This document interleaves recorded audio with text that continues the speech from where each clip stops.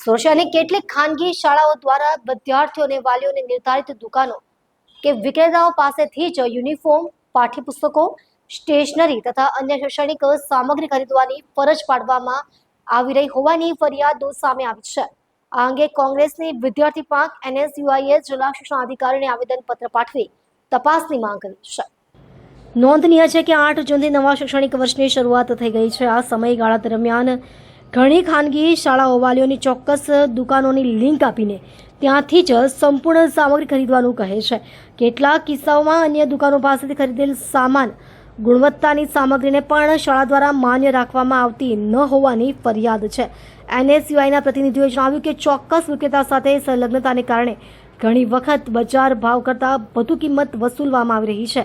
આના કારણે સામાન્ય વાલીઓ પર વધારાનો આર્થિક બોજો પડી રહ્યો છે।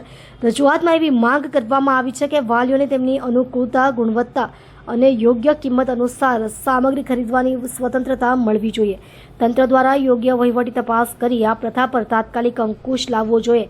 NSUIએ વિદ્યાર્થીઓ અને વાલીઓના હિતોને ધ્યાનમાં રાખીને આ મામલે તાત્કાલિક નિર્ણય લેવા જિલ્લા શિક્ષણાધિકારીને વિનંતી કરી છે અને જોવું રહ્યું કે શિક્ષણ વિભાગ આ બાબતે કઈ કાર્યવાહી કરે છે કે કેમ।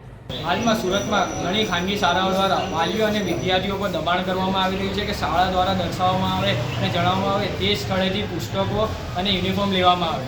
આ તો કયા શિક્ષણ માફિયાઓનો નિયમ છે અને કઈ શિક્ષણની નીતિઓ એ અપનાવી રહ્યા છે કે વાલીઓ અને વિદ્યાર્થીઓને આર્થિક રીતે લૂંટવાની કોઈ ધંધો બનાવી દીધો શિક્ષણ।